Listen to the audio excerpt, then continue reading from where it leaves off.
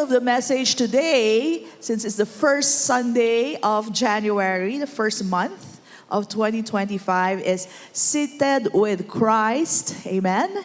Sabihin natin lahat, Seated with Christ. Sabihin natin lahat, Victorious 2025. Ayan, inaangkin na natin ang victory. Amen po ba? And we can, claim it because the victory has been won. We just open our eyes to this. So thankful po tayo for 2024. It was a good year. Was it a good year? Amen. It was a good year. At totoo naman to, sukdulang biyaya ang ating naranasan. Amen po ba? Taas ang kamay na sukdulang biyaya ang naranasan. Amen. Praise God. And alam ko pa testimony ko kayo, ang dami niyong masishare, no? So sukdulang biyaya will continue in our lives. Why? Because it's already an open door for all of us.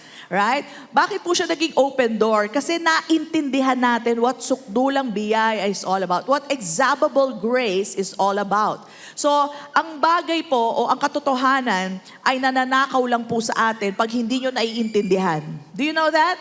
The enemy steals the word at yun po ay hindi magiging open sa inyo. Pag nanakaw sa inyo ng kaaway yung salita ng Diyos, hindi nyo maiintindihan. Doon tayo nagkakaroon ng, mga areas na hindi malinaw at minsan hindi natin malakaran. Pero pag naintindihan nyo isang bagay, ang sabi ng salita ng Diyos, hindi na yan pwede nakawin sa inyo ng kaaway. So sukdulang biyaya has already been made clear to us. Kaya sabi mo sa katabi mo, hindi na yan mananakaw ng kaaway. Sukdulang biyaya is an open door for us. We can always walk in it because we have understand it. Okay? We understood it already. So, for year 2025, mabubuksan naman po ang ating mga mata sa katotohanan that we are seated with Christ in the heavenly places. Doon po natin tutuon ang ating mga mata para po magkaroon tayo ng revelation. And I tell you, this revelation is from one level of glory to the next level. You'll be so amazed. Kanina lang po talagang gusto ko nang tumayo dito at maglulukso dahil sa sobrang gala ko po. Sobrang saya ko po sa mga revelation na natanggap namin. No? So, bibigyan natin diin yung victory natin. It's a victorious 2025 because Jesus is our champion. Sabihin natin lahat, Jesus is our champion. Amen. Pinanalo niya na ang lahat.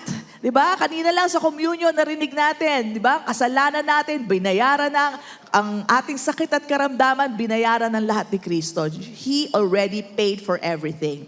That is why, kasama ni Jesus na inupo ng Diyos sa throne, tayo rin po inupo ng ating Diyos. Can you imagine that? Pwede naman tayo pinatayo sa isang tabi. Pwede sabihin, Jesus is seated on the throne and you are standing praising the Lord. Diba? Okay lang din naman yun. Wala namang problema kung purihin natin siya. Pero hindi po. We are not there standing praising Jesus while He is seated on the throne. No, we are seated together with Christ in the heavenly places. Dahil ang panalo ni Kristo ay siyang panalo rin natin ngayon. Amen? It's our win. Jesus won it all for us at para sa atin lahat yon. Yung ginawa niya sa krus ng Kalbaryo, hindi naman para sa kanya yon, para sa ating lahat yon. Kaya yung panalo niya ay panalo nating lahat. Amen po ba? You have to see it that way. So we are victorious in Christ and that is already written in the Bible. No one can annul that. And the Word of God tells us we are seated together with Christ in the heavenly places. So for the new year 2025, let us be more aware of the new creation that we are. The new you. Sabihin mo sa katabi mo, the new you. Ayan. That we, though nandito pa yung katawan natin, dito sa lupa, pero ang spirit man natin, sabihin natin lahat, spirit man, hindi yan nalilimitahan ng time and place. We can be here and we can be in heaven at the same time. Did you know that? The Spirit is not limited. All right? That's why see Jesus, He is in heaven and yet He is also here with us. The Holy Spirit is in you and it is also in every believer. Bakit? Hindi siya nalilimitahan ng space and time. So ganun din po tayo. The spirit man that we are, yung totoong ikaw at ako, though we are here, and yet also we are seated with Christ in the heavenly places. And mind you, this is the highest position there is. Higher than any power, any principality, even the presidency. Sabihin nyo, pinakamataas na, rank is the presidency. No, even higher than that. Okay? We are seated far above. Sabihin natin lahat, far above. Hindi ka lang above. Alam niyo, ito above lang to eh. Okay? My right hand is above. Ito, far above. Okay? We're far above every power, every dominion, every principality. Alright? Every name that is named on the earth. So sabi ko nga kanina, cancer is a name. You're far above that. Amen? Ulcer is a name. You're far above that in Jesus' name.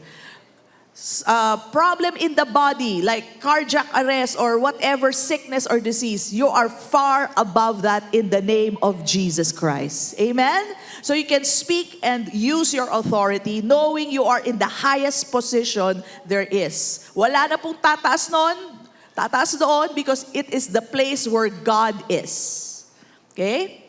So, we are highly exalted above problems. May problema ka ba? Mas mataas ka dyan sa problema mo. Far above stress. Far above troubles, sickness, and disease. So meron pong trials sa buhay habang nandito tayo sa lupa, pero angat ka dyan. Tinaas ka na ng Diyos sa mga trials mo. Right? Trials which do not come from God, meron pa rin yan, pero makikita po natin, nasa paanan na natin itong mga bagay na ito. We are way, way victorious than these things in our lives. So we will celebrate this in our lives. Lalo na pag lagi natin naririnig na pinanalo na lahat ng ating Panginoon. Okay? We celebrate the new you and be made aware of what God has done through His Son, Jesus Christ. So tulad ng sinabi ni Zach kanina, kung may New Year's resolution kayo, okay yan. Kung may mga pangako kayo sa Diyos, okay naman yan. Kaya lang, mas maganda siguro, yung pangako na lang ng Diyos ang tignan nyo. Do not impress God by your, Lord, I will read the Bible every day. Instead, let God impress you with the finished work that He has done.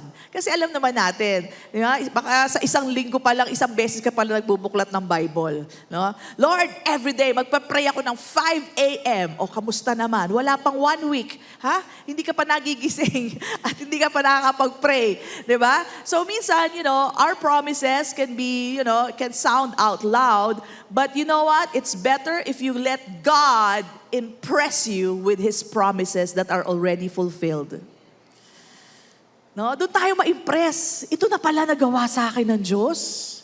And you'll be so elated. You'll be so happy. Thank you, Lord. Ako pala ginawa mo ng blameless. Ako pala ginawa mo ng tagapagmana. Ako pala ginawa mo ng righteous na before you.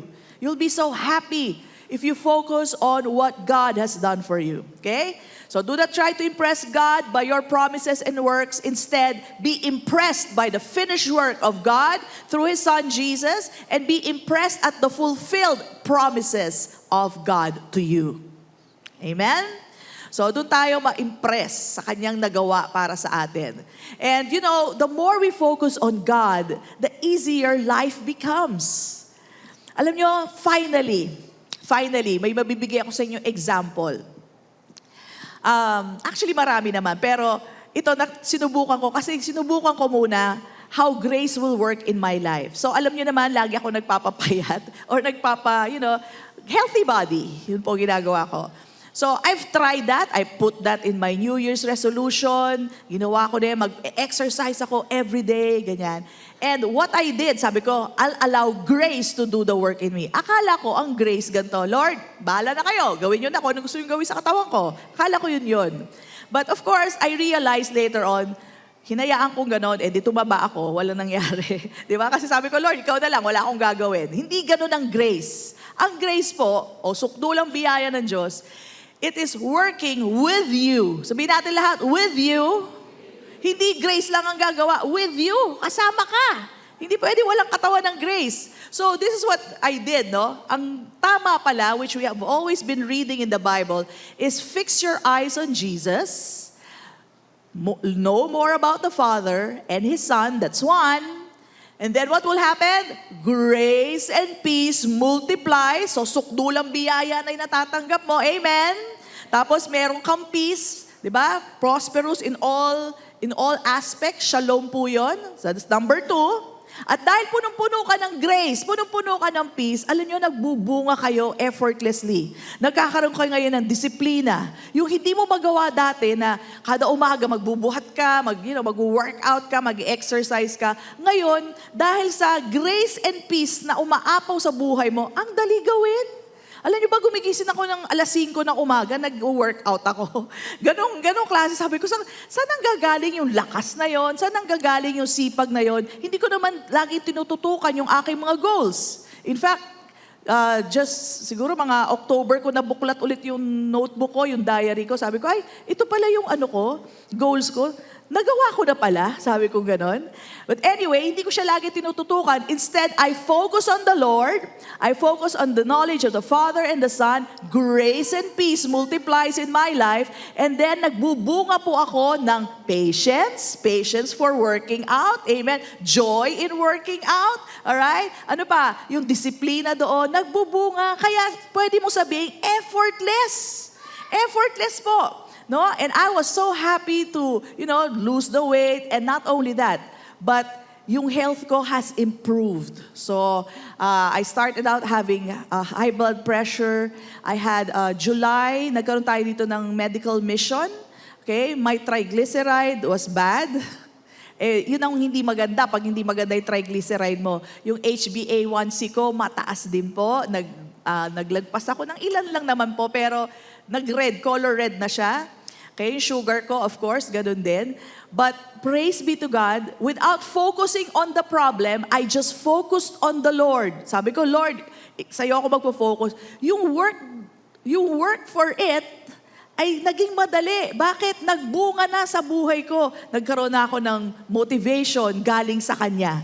Nagkaroon ako ng joy in doing the workout. Nagkaroon ako ng peace while doing it. Hindi ako naiinis at bakit ako nagbubuhat at nag-exercise. Everything came from within going out. It was not a list of things that I have to do pressuring me. Instead, it was a powerful motivation from the inside out.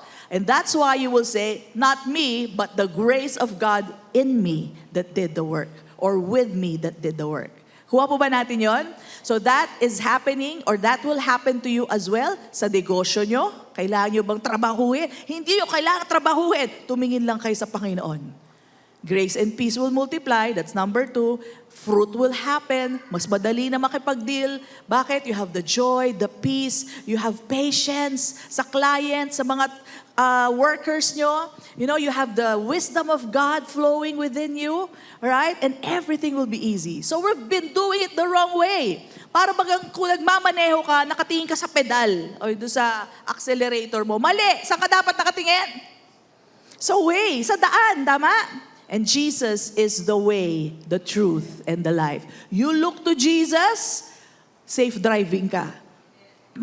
Mapupuntahan mo yung dapat mong puntahan. Amen po ba? Kesa doon ka sa paa mo nakatingin o kaya sa ano tawag sa ganyan? Sa gear mo. Anong tawag doon? Basta yun. Yun. Okay? Instead of looking there, look to the way, who is Jesus. And you will experience the way, the truth, and the life that you want. Amen. Come on. Bless the Lord. Thank you, Lord.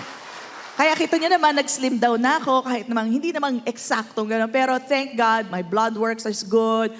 Okay na yun. May konting, alam niyo naman, pag nagbubuhat, minsan napapabigat ka. Pero thank you, Lord. Magaling na ako. As in, magaling na ako, Doc. Okay na ako. Ayan, si Doc ang sabihan ko eh. So anyway, I am healed. So I'm so thankful to the Lord. So that is also true with your family. Hindi kayo kailangan mag-focus sa family mo. Ayusin to pamilya ko, ayusin ko. Huwag po ganon. Tumingin kay Lord. Iisa lang po ang daan. Tumingin kay Lord. Mabiyaya ang Panginoon. kapayapaan na bibigay sa'yo, magbubunga ka ng bunga ng Holy Spirit, and then you'll be dealing with your family so easy, so effortlessly. Sabi mo, ba't ganito kadali? Okay? Kasi biyaya niya na ang tumatrabaho, hindi na ikaw. Kuha niyo po ba yun? Whether that be business, work, family, relationship, and even your health, iisa lang ang sagot. Focus your eyes on Jesus. Hear and hear the Word of God. Alam niyo, sinabi po sa salita yan, delight yourself in the Lord. Ano mangyari? And He will give you the desires of your heart. Sinabi na yan, Old Testament pa, sinasabi rin sa atin ngayon din ng ating Panginoon. Focus your eyes on Jesus. Amen? So, because we are to delight in the Lord, I'd just like to give you, alam nyo na to, but for those who are new, this is a good idea of how to delight in the Lord. Pastora, paano ba mag-delight in the Lord? Ngingitian ko lang ba siya? Ganun lang ba yun? Hindi. Ganito. Okay, number 1, wala kasi sa screen because I got it just recently. Read, hear, and hear the Word of God. So keep on reading the Bible. Okay, anytime you have, just read the Bible. Hear the Word of God. May audio the Bible na ngayon, pakinggan nyo, matulog kayo, maski makatulog kayo habang nakikinig ng Bible, okay lang yan. Yan po ang pampatulog ko. Okay? Tulog ka, tiyak. No kidding, tulog ka. Doon sa nahihirapan matulog, makinig ng audio Bible. Okay? Meditating on God's Word. So you think of it, habang nagdadrive ka, habang naglalaba ka, meditate on the Word of God. His provision, kung paano ka nag-provide, His redemption. Alright? And then what else? Come together to worship in God's house. So, that's exactly what you're doing. Sabi mo sa katabi mo, congratulations. You're delighting in the Lord right now. And He will give you the desires of your heart. Amen? Ano pa? You can also host a faith group or a small Bible study. Alright? Pwede kayong sumali sa mga outreaches natin. Dami natin mga leaders dito from outreaches. Pwede rin po, makipag-date lang kayo sa isang kaibigan. Mag-share lang kayo ng word. As you delight in the Lord, tell them about what the Lord has done for you. That's already a Bible study. Okay? And then, singing worship. Ay, kay gandang umawit sa ating Panginoon. All His promises naririnig nyo at nagpubigay ka ng puri sa Kanya. Doon naman po sa mahilig magsulat. Di ba mahilig doon yung mga nag-write ng journal? Yung iba kasi hindi masalita kay Lord. Pwede rin written. No? Sinusulat, Lord, thank you. You just write a personal letter or papuri sa ating Diyos. That's a good way to delight yourself in the Lord. Paano pa? How do we delight in the Lord?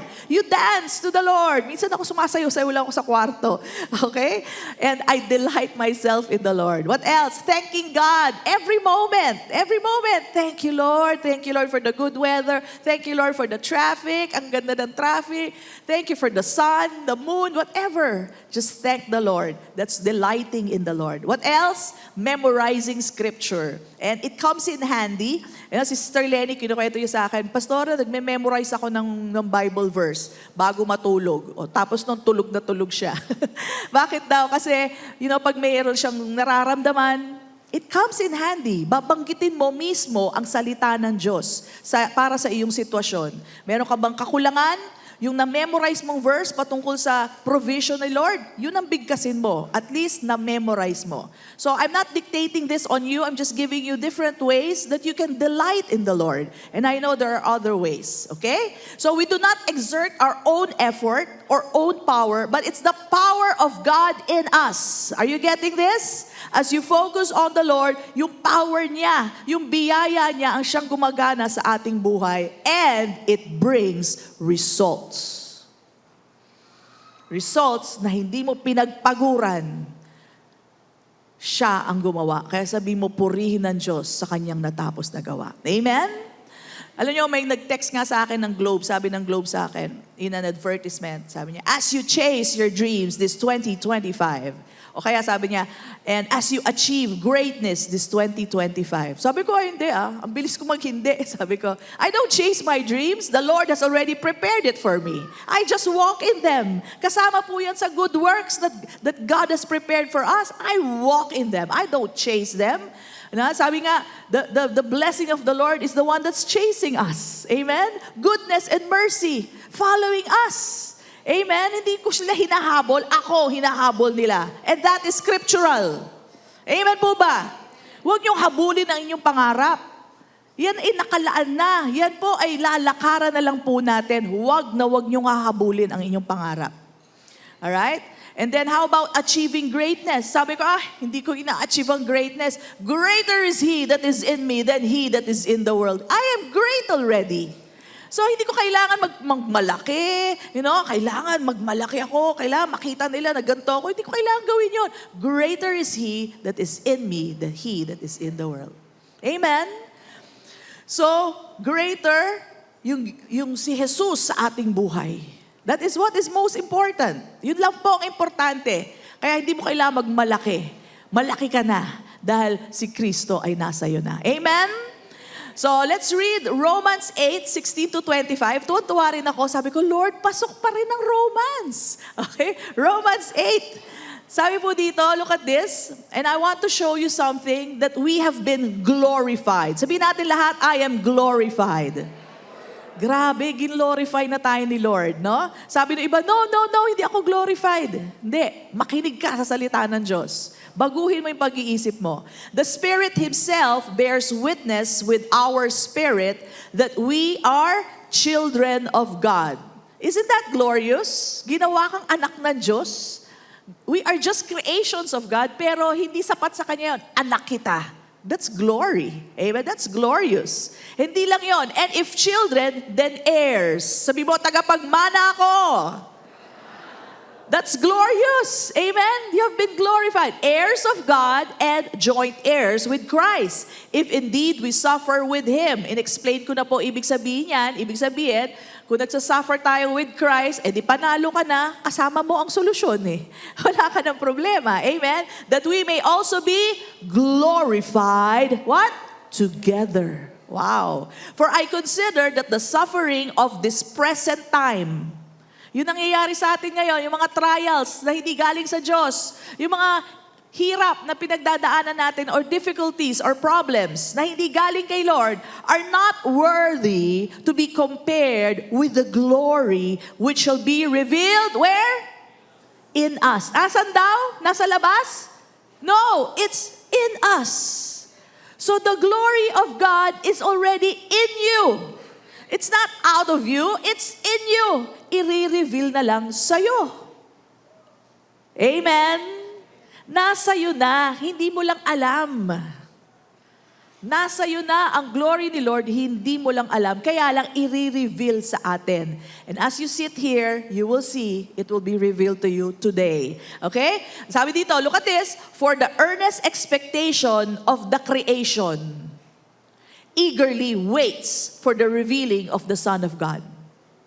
Alam nyo ba na ang buong creation nag-iintay sa atin?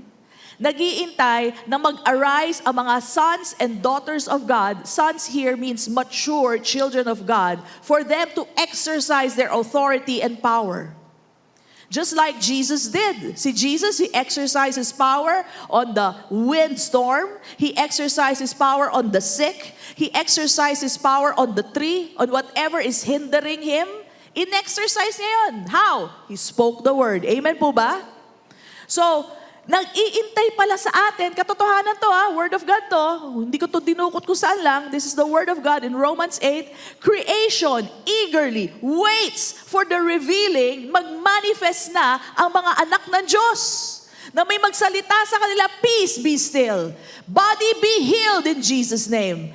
The world is waiting for us to arise as children of God. Children of God who know who they are in Christ Jesus. Na sila ay anak ng Diyos. Na sila ay nakaupo na kasama ni Kristo with the same authority and power that Jesus has. The world is waiting for us. Look at this. For the creation, yung puno, bundok, dagat, hangin, lahat for the creation was subjected to futility. Nag-iintay. Parang, asa na? Okay? Not willingly, but because of Him, because of God, who subjected it in hope. Gusto ng Diyos na umasa ang creation sa atin. Did you know that we were made to have dominion and to rule and reign over the creation? Did you know that? Genesis pa lang, ang linaw na nun. And daming Kristiyano hindi ginagamit ang kanilang authority in Christ. They're not using who they are. They are children. We are children of God. Eh pag may sakit, may sakit, pag-pray mo daw. Takot na takot mag-pray. Okay? Naku, may bagyo. Naku, lakas-lakas ng bagyo. Christian ka. Speak to the storm. Speak to the wind. Amen? Naku, may kulangan, may babayaran. Naku, wala tayong pera. Speak to your wallet. Speak to your bank account. Whole creation is waiting for you to do that. Amen? Alright? Ang sabi dito, umaasa sila sa atin. Not willingly, but because of God who subjected it in hope. Para umasa sila. Because the creation itself also, yung wind, yung storm, yung puno, okay? Yung dagat, yung katawan ng tao, the creation itself also will be delivered from bondage of corruption into the glorious liberty or freedom of the children of God. We are already free. And the whole creation is waiting for us to express that freedom to them, for us to speak the word to them, para sila din makalaya. Amen. May sakit ba? Palayain nyo sa sakit nila. Speak the word of healing in their bodies. In the name of Jesus Christ, be healed. May storm ba? Speak to the storm. Amen? Parang tatlo lang kausap ko. Amen. Praise God. Para daw sila ay makalaya into this glorious liberty of the children of God. Eh, Kristiyano, ayaw magsalita. Amen lang eh. Yung tagal naman. Amen? Yun, amen. Praise God. For we know, ang sabi dito, for we know that the whole creation, di ako may sabi nito, Bible to, whole creation groans and labors. Hirap na with birth pangs. Alam mo yung birth pangs? Hirap na sila. Ang sakit kaya ng birth pangs. Lahat ng nanay, wala akong kausap na nanay. Eh di ba ang hirap mga anak? Yung birth pangs, ganoon kasakit para sa kanila. Ang intayin tayo na mag-manifest mga anak ng Diyos. Amen? Because when Jesus was here, He was the Son of God who walked and spoke to the wind, spoke to the people who were sick and dead.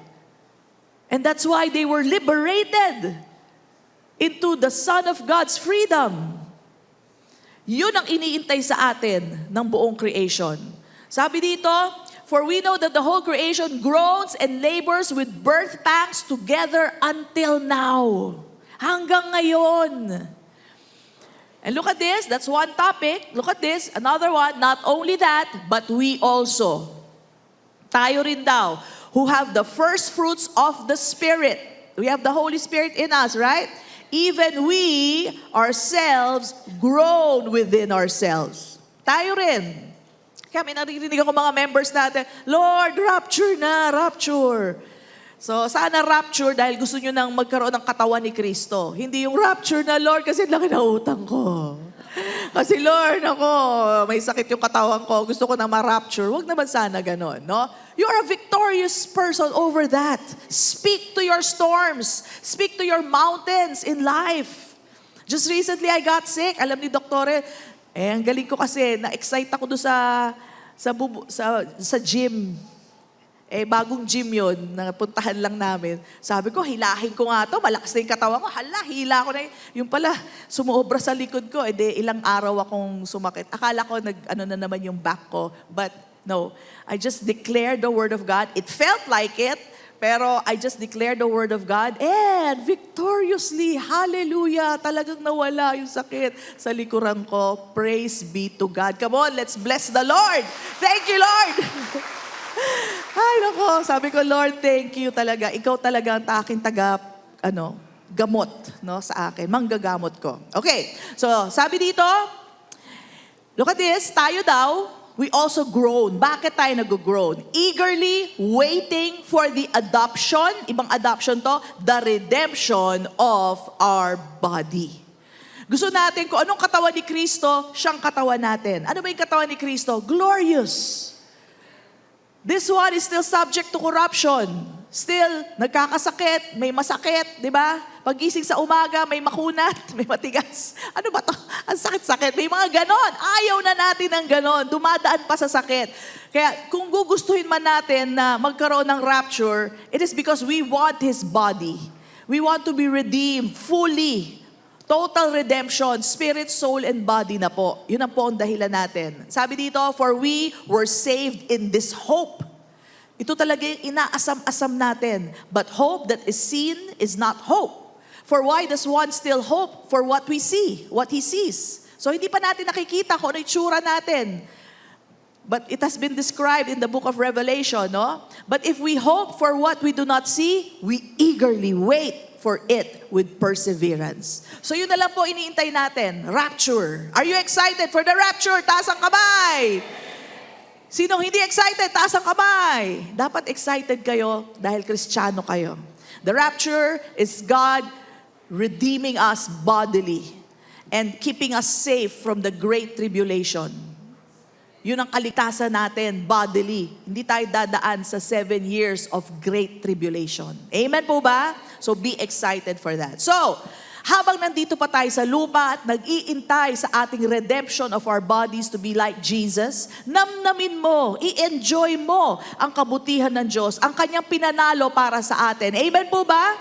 As we wait for the rapture, hindi tayo takot, no? Hindi tayo natatakot.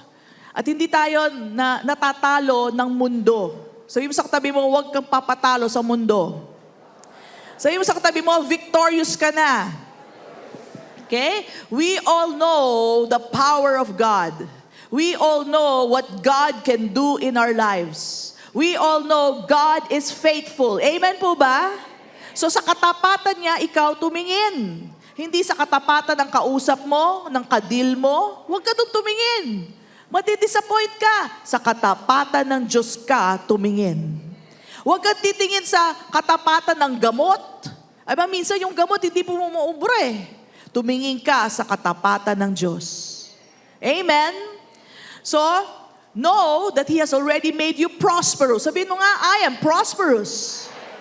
Because we have the presence of God. Sabi mo sa katabi mo, you have pogi. O, ba't hindi nyo yata alam yung pogi? Ay, hindi nyo pala inabutan yung ibang message ni Pastor. Pogi means presence of God in us. Or in me. That's pogi.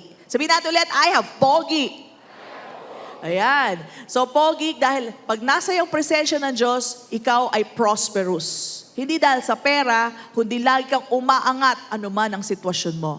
Prosperous. Amen po ba? Sabihin natin lahat, I am victorious. Amen. Ano man ang trials, hindi nawawala yan habang nandito ka sa mundong ibabaw. Habang may trials, victorious ka pa rin dyan. Hindi ka hinahatak ng iyong problema. Ikaw ang maghahatak ng tao para sa success. Amen po ba? Huwag mong hahatakin ibang tao para malungkot din sila. Ay, may problema tayong ganito. Nako, may problema tayo. Huwag mong hatakin sila. Sabi mo, in Jesus' name, victorious na tayo dito sa sitwasyon natin.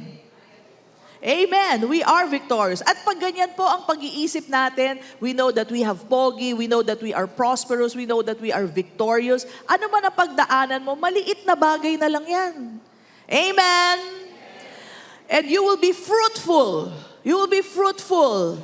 Alright? As you focus your eyes on Jesus, the grace and the peace of God working in your life, you will be fruitful at magiging madali maski may problema ka. I tell you, maski may problema ka. You will experience the glory, the freedom of having problems and yet not being affected by it. Bakit? Alam mo eh. May alam ka eh. Alam niyo po ba, ang isip natin, iba sa mundo. Sa mundo, wala silang choice kundi mag-worry at tama lang, huwag worry sila dahil wala silang Diyos. Pero ikaw na may Diyos, ikaw na may makapangyarihang Diyos, amen? Hindi ka dapat nag-aalala. Ikaw ay dapat nagsasaya. Rejoice! And again, I say to you, rejoice! Yung po dapat talagang ginagawa natin kasi alam natin tapat si Lord. Alright? So, enjoy the hope of transformation that God has already done for you when you believed in the Lord Jesus Christ. Kailan nangyari lahat ito? Na ikaw ni-transform ng ating Panginoon, ginawang anak, ginawang tagapagmana, ginawang victorious. Kailan nangyari ito? When you believed in the Lord Jesus Christ. That's the only thing that you did. Okay? So, tayo po, we have already been glorified. Sabihin natin ulit, I am glorified.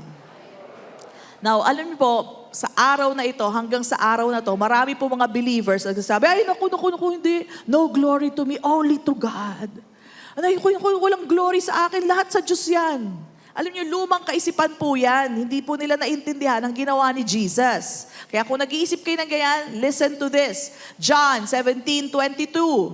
Sabi po dito, and the glory which you gave me, sabi ni Jesus, amang Diyos, yung binigay mo sa akin kaluwalhatian, I have given them. And He was talking about believers. So yung binigay sa kanyang glory ng Diyos, binigay naman sa atin, that they may be one just as we are one. Okay? So, sabi ng iba, hindi pastora, may scripture. Ang sabi, God does not give His glory to anyone. Totoo, meron po niyan. I will not argue with you. It is true that He does not share His glory to anyone. Okay? Pero tandaan nyo, Old Testament yon. Nasaan tayo? New. Old Covenant, Old Testament, New Covenant, New Testament. Nandun na po tayo sa New. Sa Old, wala talaga siyang binigyan na iba. Okay? At hindi lang yon. Okay? Wala siyang binigyan na others. Tanong mo sa tabi mo, others ka ba? Hindi ka others. Ikaw ay anak ng Diyos. Kung may anak ka, hindi ba gusto mo pati anak mo may glory mo? Amen, mga magulang. Gusto mo, ikaw mayaman, yung anak mo naghihirap? Aba, hindi. Kung anong yaman mo, gusto mo ganun din ang anak mo. Amen. Walang magulang na matino, nagugusto nila, ako lang ang mayaman, hayaan ko yung anak ko maging mahirap. Wala pong ganun. Mas lalo na po ang ating mabuting Diyos. The glory He had, He gave to His Son, and His Son gave it to us. He shared His glory to us. Okay? And that's not all. Ang sabi po sa Old Testament, Old Covenant, He does not share His glory with idols. You have to read the whole context. Sabi ba, ay, hindi ako binibigyan ng glory ni Lord. Ay, hindi ka ba anak niya? Bakit idol ka ba? Diyos-Diyosan ka ba? Kung Diyos-Diyosan ka, hindi ka bibigyan talaga. Okay? Basahin natin Isaiah 42 verse 8. This is the TPT version. Ang sabi po doon, I am Yahweh. That is my name. So that's God, right? I will not give my glory to another God. Yung mga Diyos-Diyosan, God is the only God. Yung mga ibang God, Diyos-Diyosan lang yon. Alam niyo sila Vishnu, sila, ano pa mga pangalan ng sila Ra. Akalain niyo ba namang sambahin yung mga yon? Ang daming kamay, parang octopus, tapos yung mga mata nakakatakot na gano'n. Yung iba naman, elepante, unggoy. Akalain ba namang to this very day, wina-worship yon? Yun po ang ina-idolize na maraming ibang ibang tao. Doon, hindi niya isi-share ang glory niya. Tama? Aba, syempre.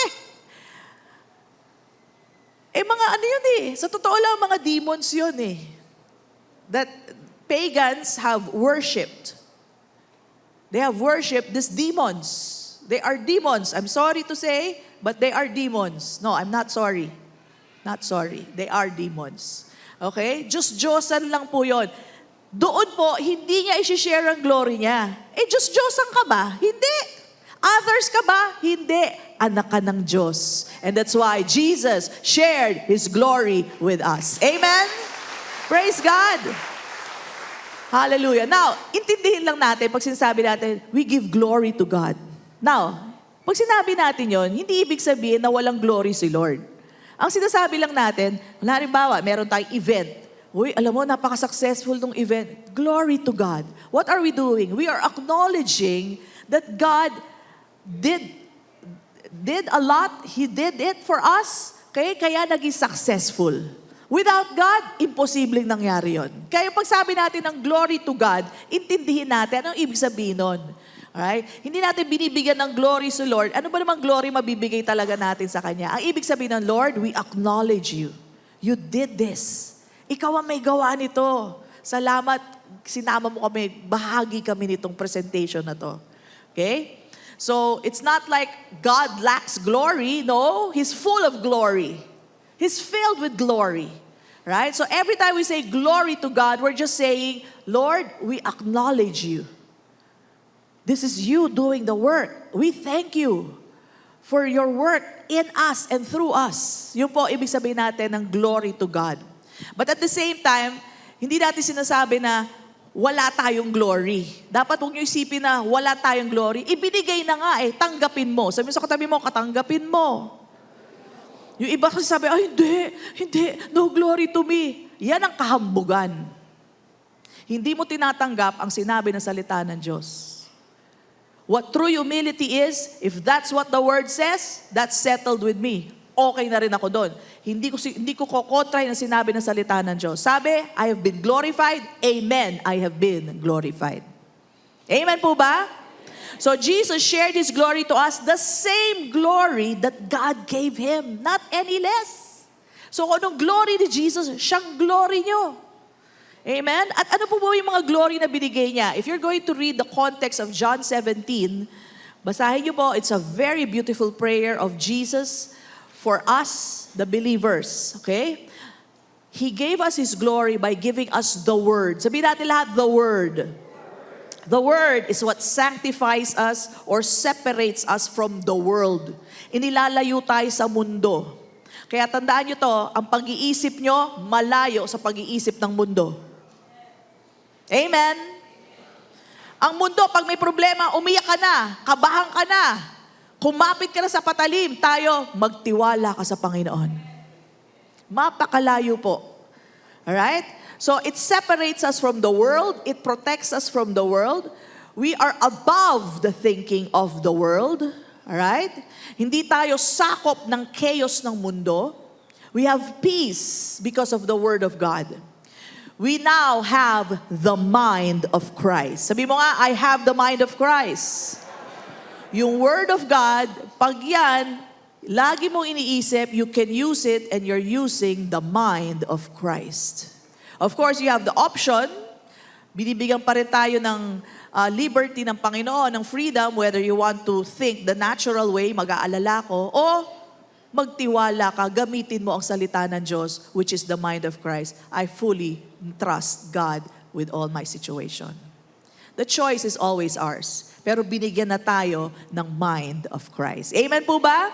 And that is by His Word. So how did He share His glory with us? He gave us His Word. That's number 1. Number 2, paano po shinare ni Jesus ang glory niya? He gave us the Holy Spirit. Sabihin natin lahat, glorious!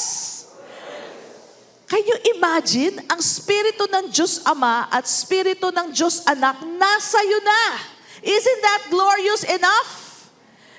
Amen. Amen. Amen! Diba? Imagine, it's the Spirit of God living in the inside of you.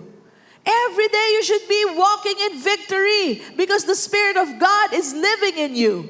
You are already made the temple of God.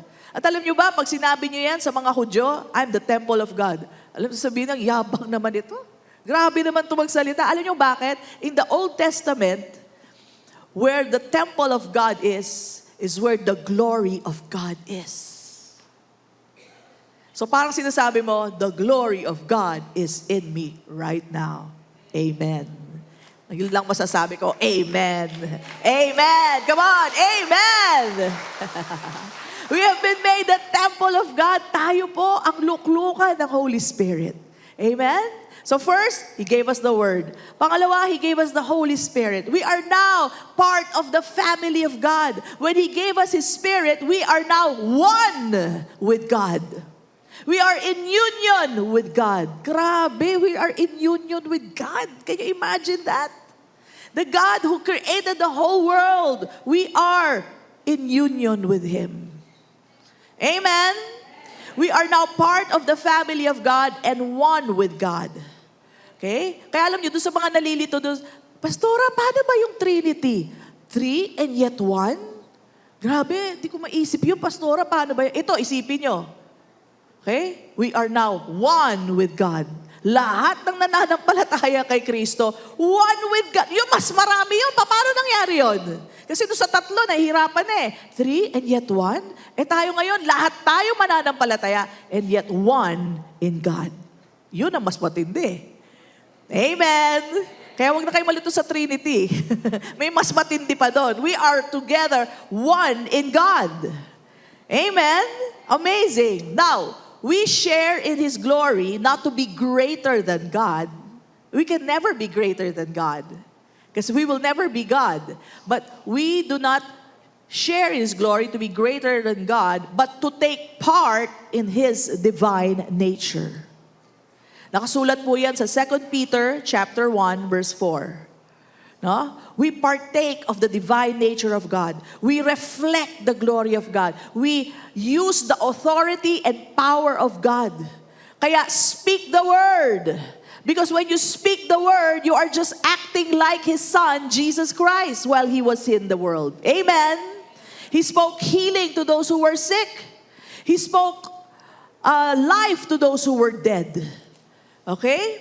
So, nare-reflect natin ang glory ng Diyos sa ibang tao. Kaya the whole world, let me tell you again, the whole world is groaning and laboring. Pakinggan nyo naman ang kanilang pag-groan. Dahil iniintay kayo na magsalita, lakaran ang inyong pagkatawag na maging anak ng Diyos. Speak the word to those who are sick. Speak the word to those who are going through problems. Speak the word of God to them.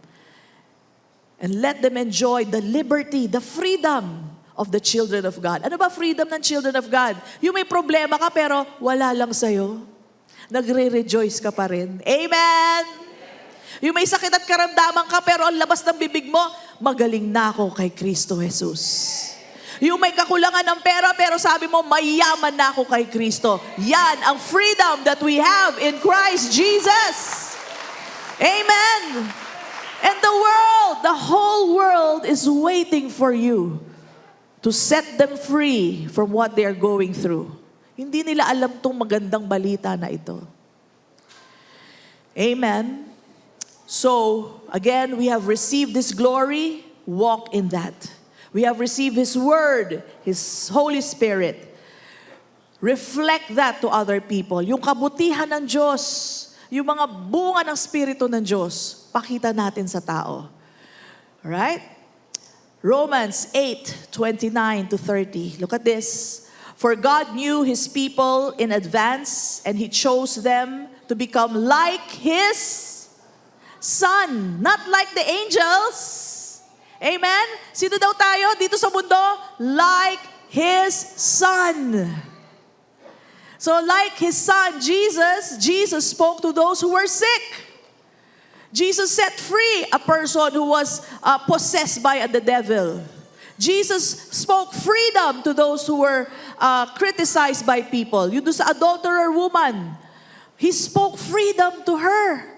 Naibsan ang kanyang kalooban. Dahil tingin niya lahat ng tao galit sa kanya, napalaya siya. Amen? The whole creation is waiting for you and me to rise up. Use the word. Be led by the Spirit of God. That is His glory in us. Look at this. Ulitin ko, for God knew His people in advance. He chose them to become like His Son so that His Son would be the firstborn among many brothers and sisters. And having chosen them, He called them to come to Him. And having called them, He gave them right standing with Himself. Ito po yung justification. Ginawa tayong justified, made righteous. And having given them right standing, He gave them His glory. Glorified ka na. Justified, glorified. Amen? So God has glorified us already. Do not resist it.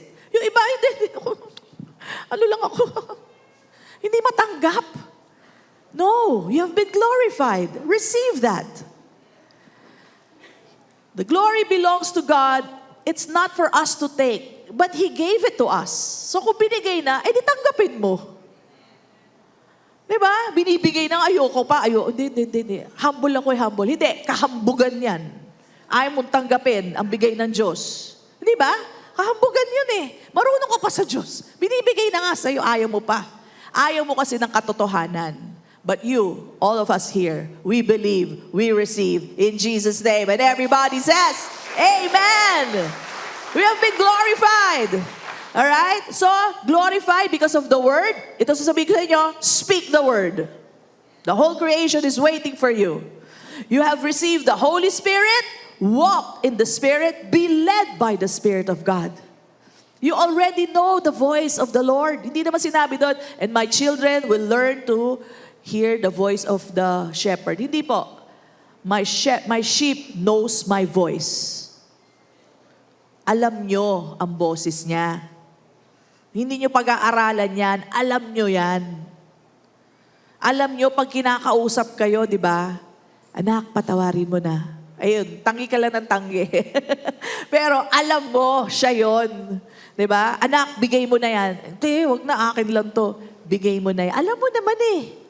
Minsan lang tinatanggihan natin, but you know the voice of the Good Shepherd. The Word of God does not say you will learn to know the voice of the Good Shepherd. No. That's not true. That's a lie. You know the voice of the Good Shepherd. Amen. So what else? Glorify because of the Word, because of the Holy Spirit in us. Number 3, at ito na ang ating pinag-uusapan. We are seated together with Christ in the heavenly places. Doon na tayo inupo. Wala tayo sa ilalim ng paahan ni Lord Jesus. Wala tayo sa ilalim ng trono. Kasama tayo sa trono ni Kristo Jesus. At kung tayo lahat nakagather na ganun, saan ka patitingin? Sa problema mo? May problema kang ganito? Andiyan si Jesus sa harapan mo? Hindi kay Jesus ka na tumingin. Amen! That's the point. You look to Him, everything vanishes, everything is solved because of Jesus. Amen? So, we are seated with Christ in the heavenly places. Sabi ko sa inyo, from glory to glory eh. Word, Holy Spirit in you, and then seated with Christ in the heavenly places. Amen? So, marami pa po to. Tuloy-tuloy pong glory to, but I'm limited only to 3 today. Let's read Ephesians 2:4-6. Okay? But God, who is rich in mercy, because of His great love with which He loved us, even when we were dead in trespasses, made us alive together with Christ. By grace you have been saved, and raised us up together, alright, and made us sit together in the heavenly places in Christ Jesus. Made us sit together. Ano ibig sabihin nun? Iuupo pa lang o nakaupo na? Nakaupo na! Nakaupo na po tayo kasama ni Kristo sa kalangitan. Let's read it in the New Living Translation, Ephesians 2:4-6. It says here, but God is so rich in mercy, and He loved us so much that even though we were dead because of our sins, He gave us life. When we were raised when He raised Christ from the dead, it is only by God's grace that you have been saved. Amen? For He raised us from the dead along with Christ. Nung kayo po nananampalataya kay Kristo, doon po nangyari yun. And seated us with Him in the heavenly places or heavenly realms. Because why? You are united with Christ Jesus. The moment you believe in Jesus, united ka na with Jesus. Amen? At nung araw na yon, nung naniwala ka sa Kanya, inupo ka na rin katabi ni Kristo sa kalangitan. Amen? Basahin natin sa Tagalog para napakalinaw. Subalit, sabay-sabay, ready, and go. Subalit, napakasagana ng habag ng Diyos at napakadakila ng pag-ibig niya sa atin. Tayo'y binuhay niyang kasamang ni Kristo noong tayo'y mga patay pa. Dahil sa ating pagsuway, naligtas nga kayo dahil sa Kanyang kagandahang loob, dahil sa ating pakikipag-isa kay Kristo Jesus.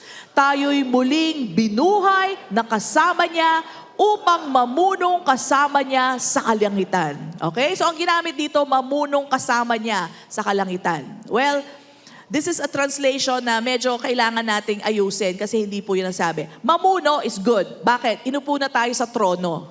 So sino ba inuupo sa trono? Mga hari. At ang hari ay namumuno. Amen po ba? So, Jesus is the King of Kings. Tayo yung maraming kings, pero siya ang hari natin. At inupo na tayo kasama niya sa kalangitan. Okay? So, hindi tayo right now because our bodies are here. Sabihin natin lahat, our bodies are here. Wala pa tayo nung redemption body. Pag may redemption body na tayo, mamumuno na tayo sa kalangitan. But right now, since our body is here, this is our territory. Okay? You only have dominion where you have a body. So ito, kaya si Jesus nagkatawang tao pero para may dominion siya dito. Okay? So, we will have dominion here on earth while we are positioned in heaven. Ang authority and power natin galing sa kalangitan, pero dito tayo naghahari sa ngayon. Later on, pag binigyan na tayo ng katawan ni Kristo, pwede na maghari sa kalangitan. Amen? Malinaw po ba yun? Okay, so, Jesus is the King of Kings. Siya ang hari natin. And that's one glory after another glory. Sabi sa inyo, hindi mapuputol tuloy-tuloy yung glory. Pero hanggang 3 lang po tayo dito ngayon, no? So, nakaupo na. Sabihin natin lahat, now na. Hindi ka iuupo, nakaupo ka na.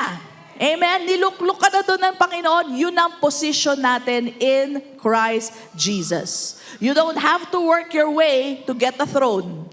You don't have to get any vote from any person. You don't need my approval. You don't need your husband or your wife's approval para lang po makaupo sa kalangitan.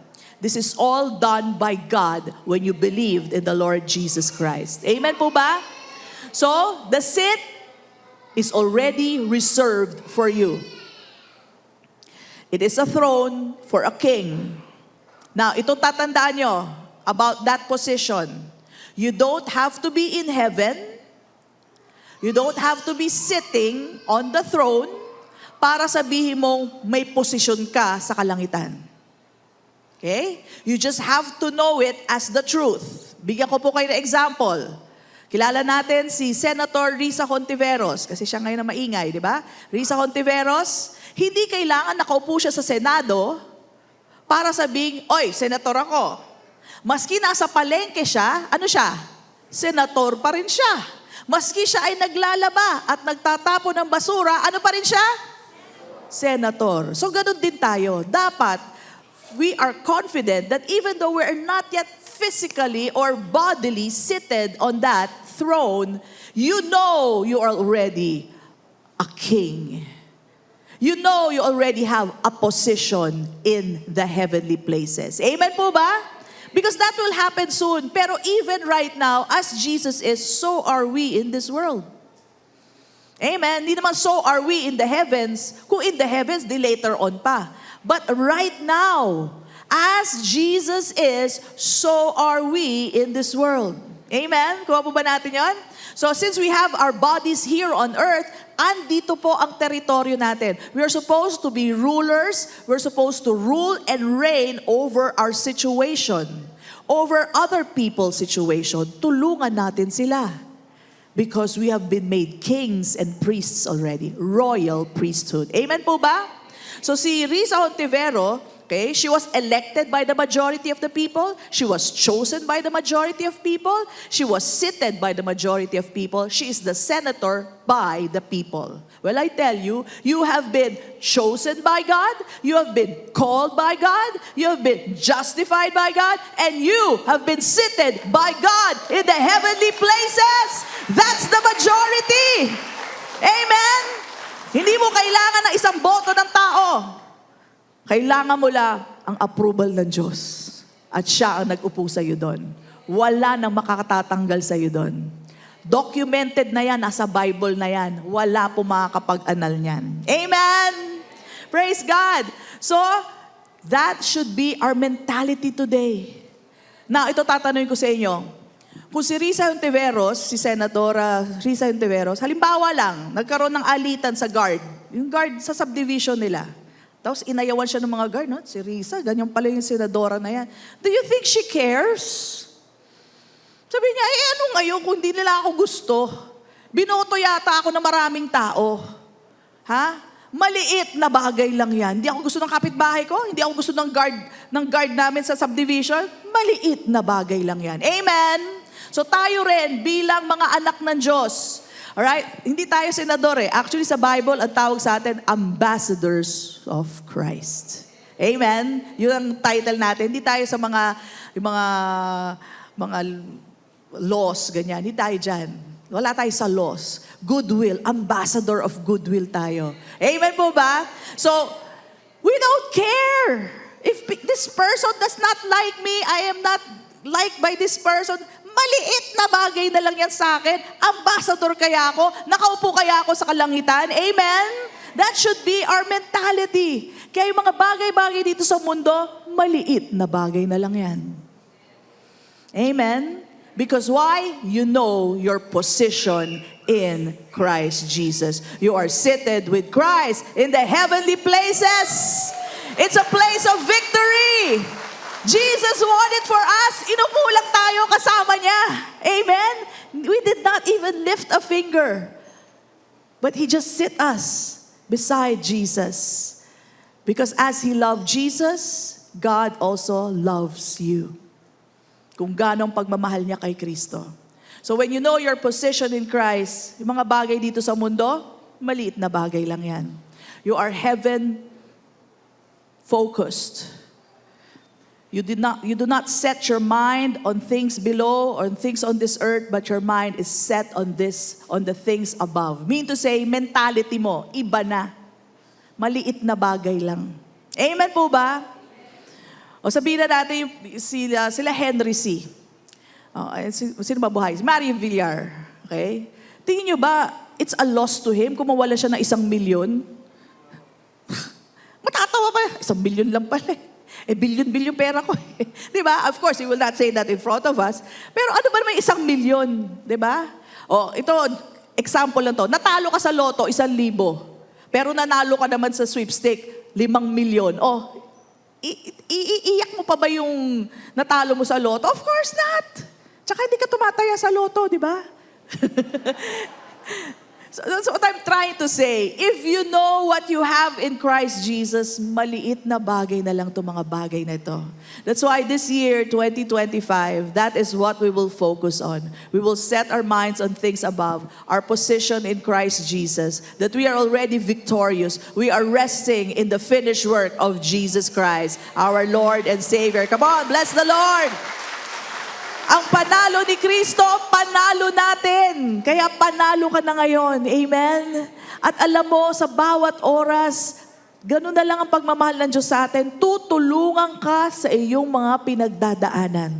Dadaanan mo lang yan and you always come out victorious kasi nakatalaga na ang ating destinasyon. Amen?